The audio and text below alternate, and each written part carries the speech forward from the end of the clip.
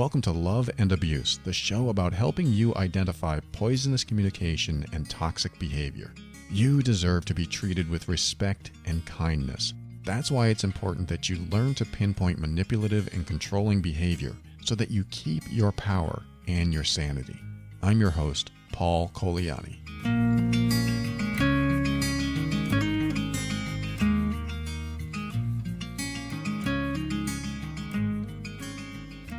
Welcome to another episode of Love and Abuse. All the information on this show is meant for educational purposes only. Always seek a professional for your mental health and well-being, and always pick your battles wisely. I want to talk about the slow process of emotional abuse and control and manipulation. There are two primary ways that you can be emotionally abused in a relationship. One of them is very direct. You're a terrible person. You're a terrible mom. You're a terrible dad. You did this wrong. You always do things wrong. There's direct, somewhat assertive or aggressive tone and verbal abuse. There's name calling. It's all direct, and it comes at you, and it stings. These are emotional daggers that come at you, and they sting. Not only that, they last. The wounds last because the emotional abuse I'm talking about isn't the kind that someone gets upset and they just go off on you and then they apologize later. I'm talking about emotional abuse that isn't apologized for, and it continues as part of the relationship, in any relationship, romantic, platonic, or family or friend. And when you have someone that does that to you, this method, where they're more direct, is at least noticeable. It's at least visible. You can tell what's going on. You can feel it. You're hurt by it. It's still painful, but you can feel it, and at least you can see it. It's tangible. And when it's tangible, I don't want to say there are more options, but you do seem to have more options because at least you know what you're dealing with. Doesn't make your decisions easier, doesn't make breaking any commitments easier, or breaking apart a family, or breaking apart a friendship, or anything like that. It just makes it more visible. So the visibleness of that method of emotional abuse is something that you are more likely to be able to deal with, even if you have trouble dealing with it. That doesn't minimize that. I'm just offering this as a perspective, because the other side of this, the other primary method of emotional abuse, is the slow and more subtle, long drawn out type of silent attacks or passive aggressive attacks. And even attack is a hard word, but it is an attack, because what's happening is that you are being emotionally wounded from under your skin almost. It's like you don't know things are getting in there, and they are getting in there. The silent treatment is a great example. If you get the silent treatment once or twice, you could probably be okay with it. You can get through it, and you realize they're processing something, and I'm talking about them doing the silent treatment on you. If they're doing the silent treatment on you, and their agenda is to withdraw the love and the attention so that you feel bad, you feel shame, you feel guilt, you feel some sort of hurt, then they're accomplishing their goal.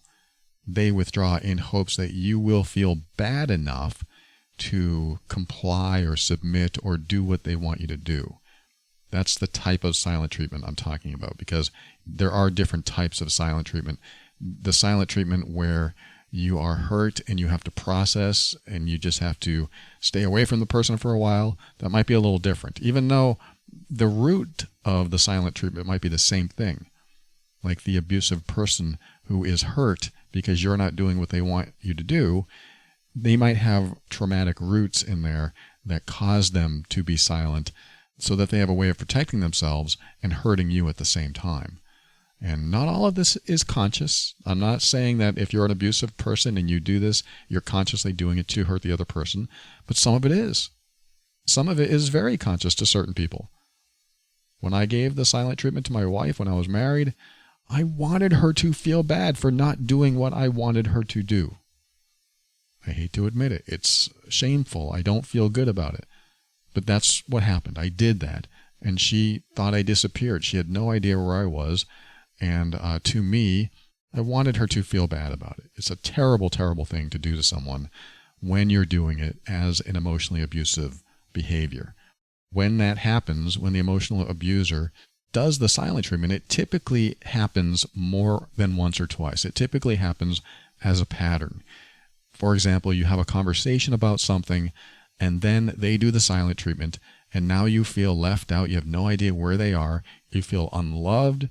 You feel like you did something wrong, or maybe you should have done better, and you're in this space, and they're not going to snap out of it until a certain duration of time has passed, or they hear certain words from you that make them feel better. Not that it's your job to do that, because this is a manipulation. So if you do say, I'm so sorry, I will never do that again, then that achieves their goal of manipulating you. And we don't really want to do that, but at the same time, that's why we tune into shows like this. That's why we learn about emotional abuse, so we learn not to enable certain behaviors that we don't want done to us.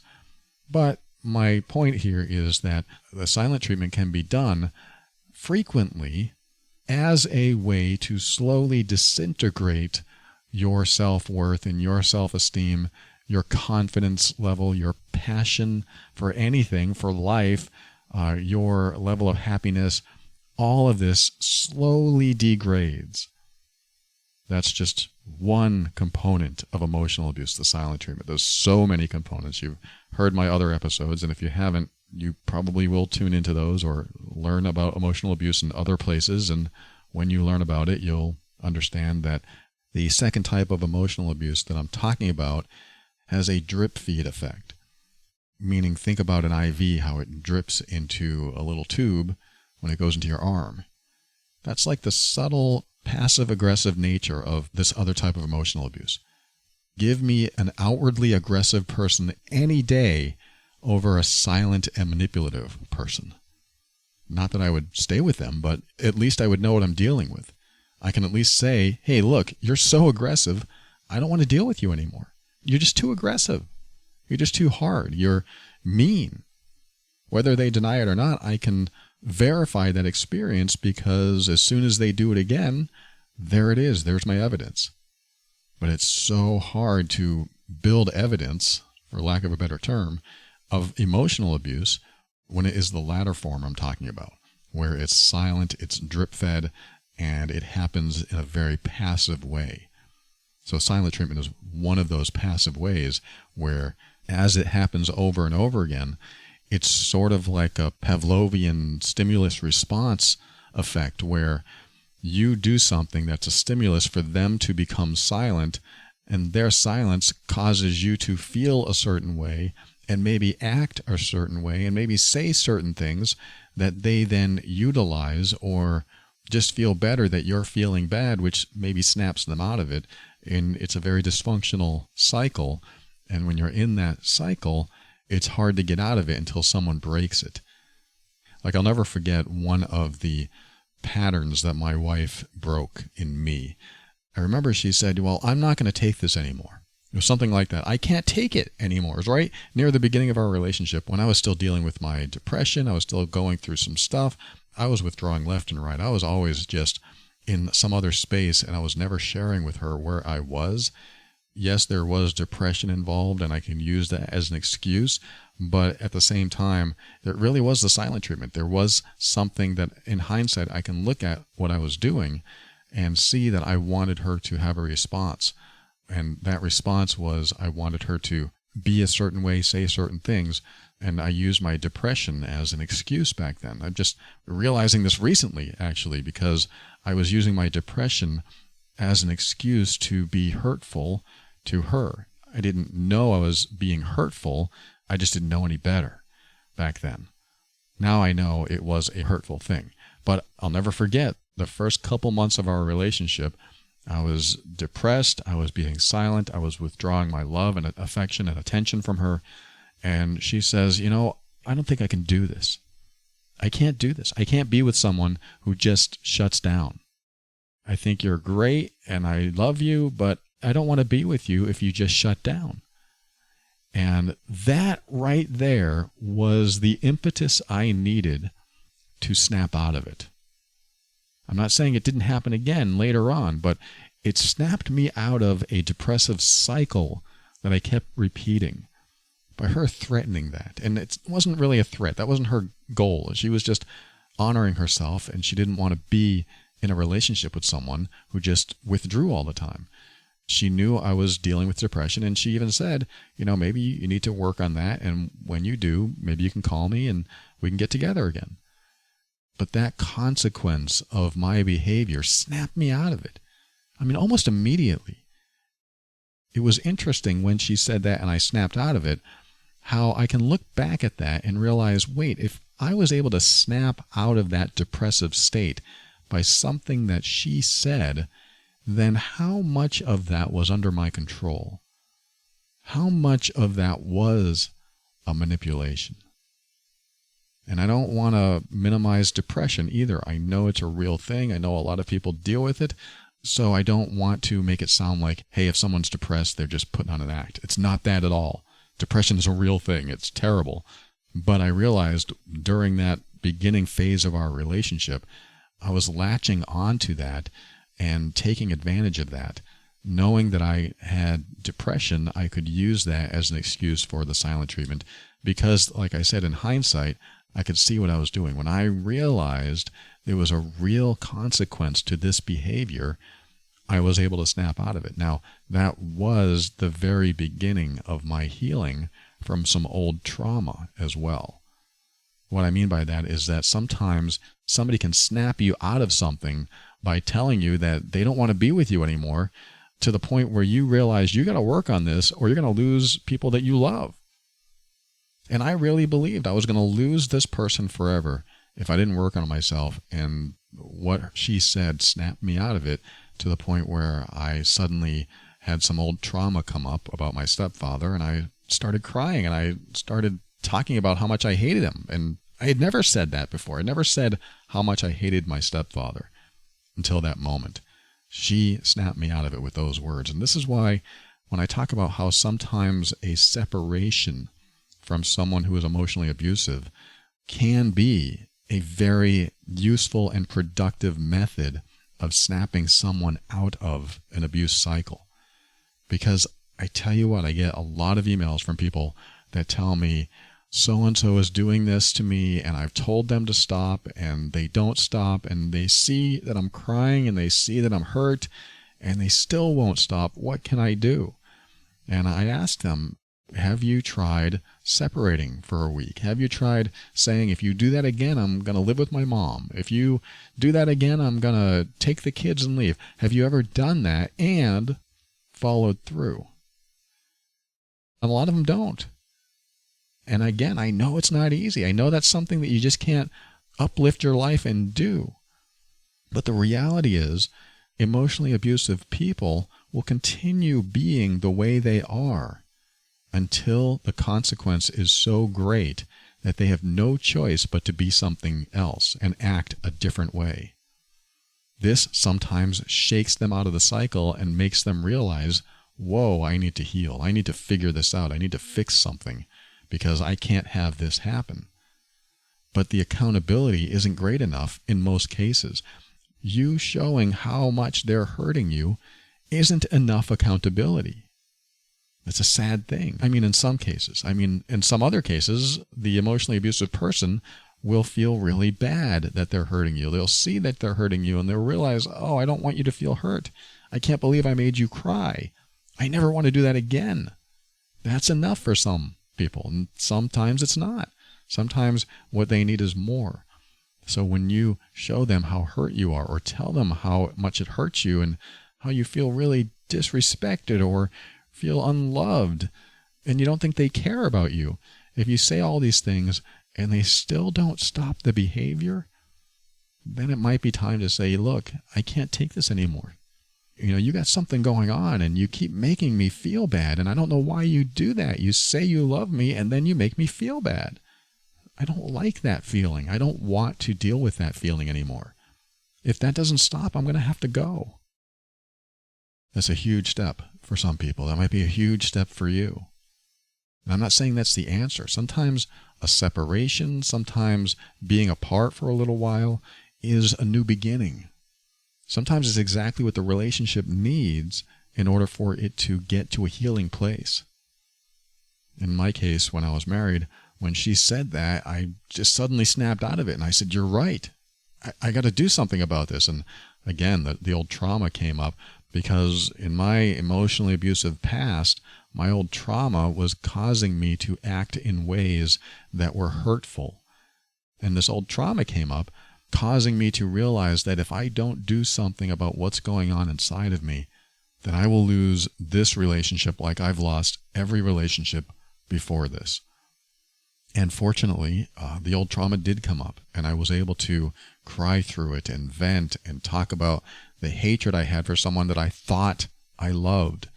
And it came out, and it was necessary, and it was very healing. It wasn't the solution. It wasn't what I needed to stop being that emotionally abusive person back then, but it was a really good start. It was a really good step into something that I had never addressed before. This is what happens a lot with hurtful people, is that they haven't addressed things from their past, and what they do is end up acting out and being dysfunctional or being toxic to the people they love because they haven't healed. And it's more than that, of course. I mean, you need empathy for the person that you're with. If you don't have empathy, then hurting them isn't going to hurt you. If the emotionally abusive person isn't hurt that you're hurt, then they won't feel bad when they hurt you. That's the worst type, is that the people that are hurtful and don't feel bad about it. That is more dangerous to you than I can state. It's hard to state how dangerous that is for you. And I'm just talking about at the emotional level. The physical level is certainly another step into a dangerous situation, of course. If there's physical abuse, very dangerous, of course. But the emotional level, where your worth and your self-esteem and your confidence and your very spirit and your very soul, whatever that is, at the very deepest level, at your core, is what's getting chipped away at day after day after day until you are a shell of your former self. And then when you get out of that relationship, it's typically after all of that's been chipped away. Some people do something about it sooner. Some people will realize that's getting chipped away and step into self-protection mode. They want to protect that part of themselves, because if they lose that part of themselves, they lose themselves. They lose the whole self. At least that's what it feels like. You can rebuild it. They don't want to lose it. But it's a lot easier to rebuild from a partial loss than a whole loss. But you can do either one. You can rebuild from a partial and you can rebuild from a whole. Usually when you have to rebuild from a whole, it's like starting over. I mean, it is starting over. And when you start over, you just have to start from scratch. You have to fill a lot of things yourself. It's almost like reparenting yourself as if you were a child growing up and needing to learn all the basics again. That you are worthy, that you are important, that you are lovable. And if that core of you has been chipped away at for so long, all of that will need to be rebuilt. It's not impossible. In fact, it's very possible. And you can start doing that today. You can start nurturing yourself today.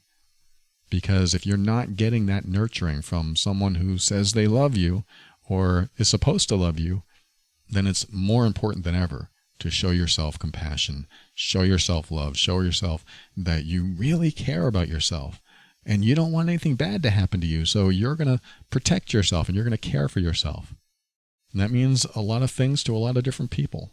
Protecting yourself might be standing up and saying, please stop treating me that way. Or it might be, if you ever treat me that way again, I'm out of here. It could be a number of things. It could be packing up and leaving. It could be putting your foot down and saying, stop, that's enough. There's a lot of ways to do it. And once you get into that space and choose not to take any more, that's when your core starts to be rebuilt. And you start rebuilding your amazing self that slowly disintegrated over the weeks, months, or years.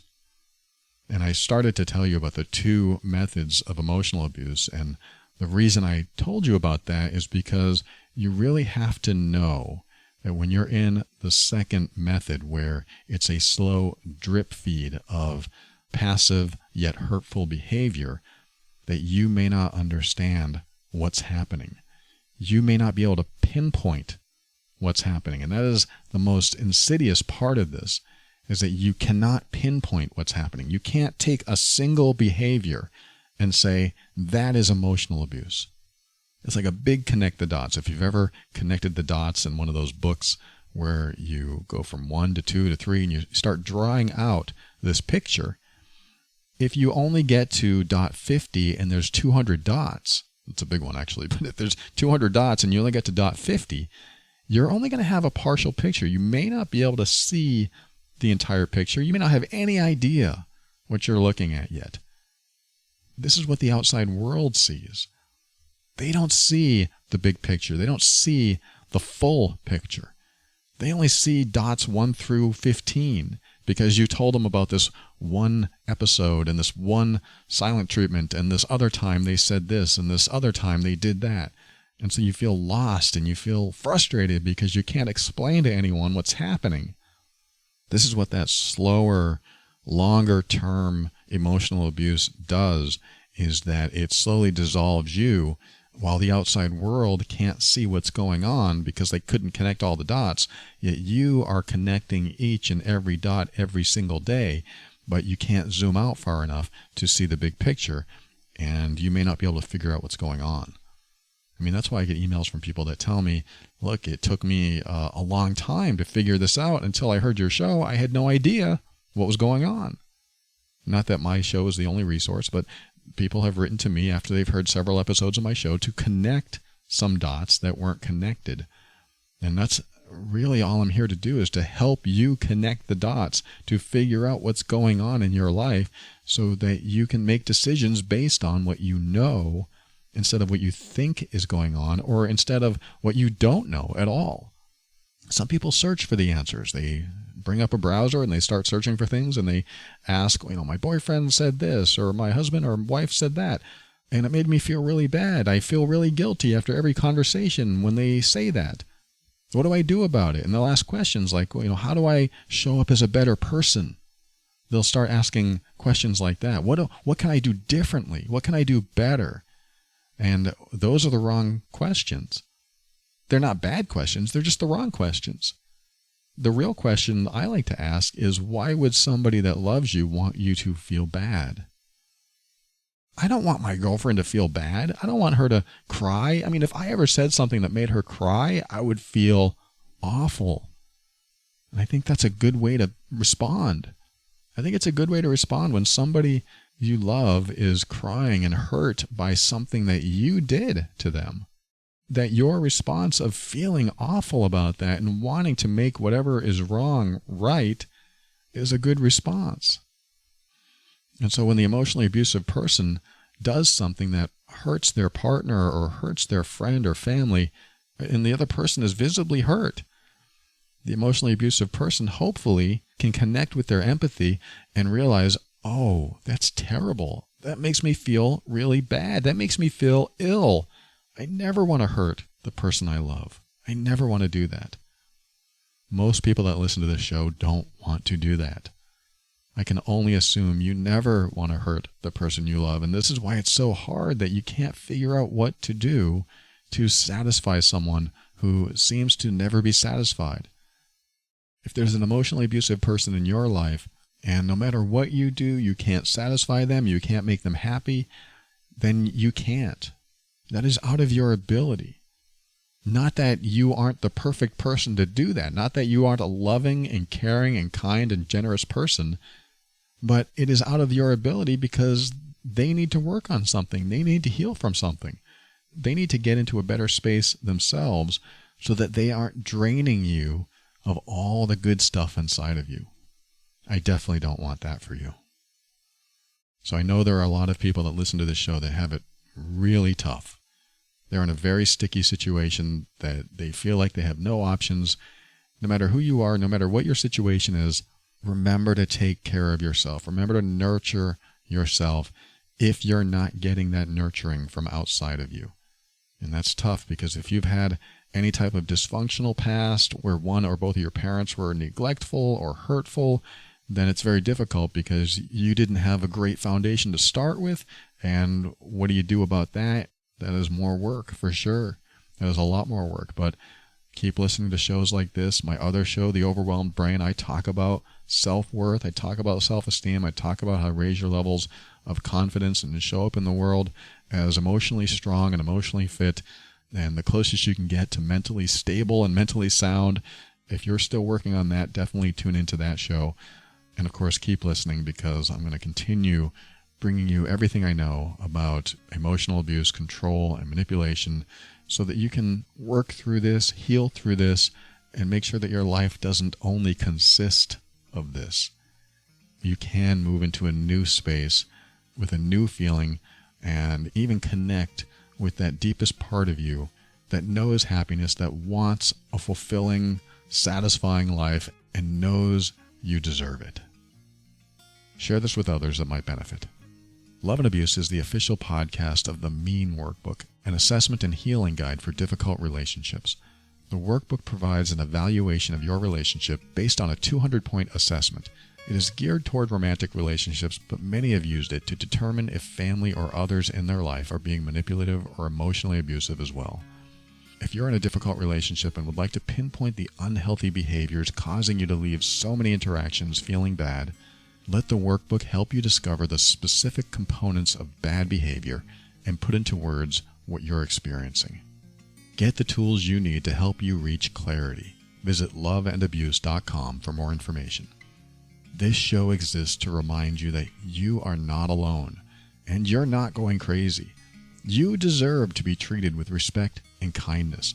You deserve honesty and sincerity. You deserve to be treated as worthy and significant, because you are. We'll talk again soon.